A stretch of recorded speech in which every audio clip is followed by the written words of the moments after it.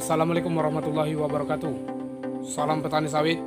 Pada kesempatan kali ini saya akan berbagi pengalaman saya kepada teman-teman semua tentang cara mengatasi pohon sawit yang berdaun kuning diakibatkan adanya jamur patogen Ganoderma.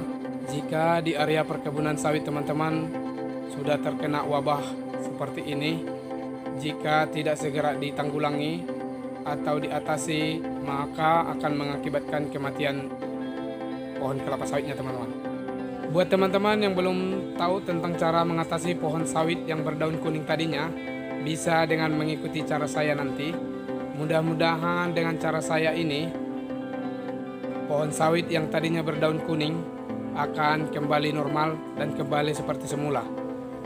Dan buat teman-teman, jangan lupa untuk dukung terus channel ini dengan cara menekan tombol subscribe-nya dan menyalakan loncengnya agar teman-teman selalu mendapatkan notifikasi dari saya saat saya mengupload video baru nantinya. Masih banyak informasi-informasi yang bisa saya berikan kepada teman-teman seputar merawat perkebunan sawit teman-teman. Penyakit daun sawit yang menguning ini teman-teman dikarenakan adanya kekurangan unsur hara nitrogen sehingga membuat pH tanah semakin rendah dan dapat menyebabkan pengasaman yang tinggi teman-teman, sehingga mengurangi laju fotosintesis pada tanaman kelapa sawit ini. Jenis penyakit daun sawit menguning ini teman-teman harus kita waspadai dikarenakan penyakit ini sangat cepat proses penyebarannya dari tanaman ini ke tanaman yang lain dengan melalui kontak antara akar dengan akar yang lain teman-teman. Seperti yang teman-teman lihat, di area ini sudah banyak pohon-pohon sawit yang terkena penyakit daun sawit yang menguning. Wabah ini jika tidak segera diatasi, maka akan membuat kerugian kepada petani sendiri teman-teman. Yang perlu teman-teman perhatikan, apakah tempat tumbuhnya pohon kelapa sawit ini sering digenangi air atau tempat menampungnya air. Jika memang benar tempat tumbuhnya pohon kelapa sawit ini di tempat yang menampung air atau yang lembab, inilah faktor salah satunya membuat pH tanah semakin rendah. Jika memang ini dibiarkan berkelanjutan, maka bisa mengakibatkan kematian pada pohon kelapa sawitnya teman-teman.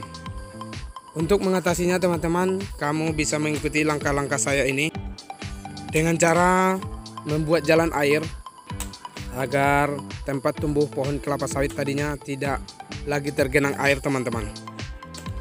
Manfaat dari kita membuat saluran air ini teman-teman, agar pas turun hujan nantinya tempat ini sudah tidak lagi digenangi air atau sudah tidak menampung air. Dengan cara seperti ini teman-teman bisa meningkatkan pH tanah dan bisa membuat fotosintesis tumbuhan ini menjadi normal kembali. Lihat teman-teman, pada saat turun hujan tempat ini sudah tidak digenangi air lagi dikarenakan jalan airnya sudah aktif. Inilah fungsi dan manfaat dari kita membuat saluran air tadinya.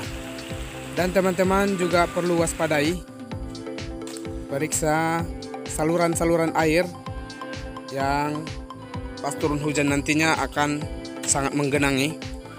Perlu teman-teman perhatikan dan segera diperbaiki. Dengan melakukan hal seperti ini, mudah-mudahan lahan teman-teman tidak lagi digenangi air saat turun hujan nantinya. Cara ini adalah salah satu mengatasi pohon sawit yang berdaun kuning tadinya. Untuk cara yang kedua, kita menggunakan pupuk dolomit.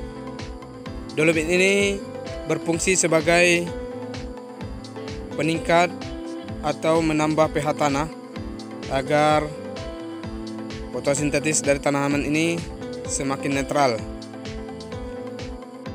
Oke teman-teman, inilah cara yang saya ketahui mengatasi pohon sawit yang tadinya berdaun kuning. Mudah-mudahan dengan cara seperti ini pohon sawit teman-teman akan kembali seperti semula. Oke lah teman-teman, sampai di sini dulu perjumpaan kita. Semoga video ini bisa bermanfaat buat kita semua. Wassalamualaikum warahmatullahi wabarakatuh.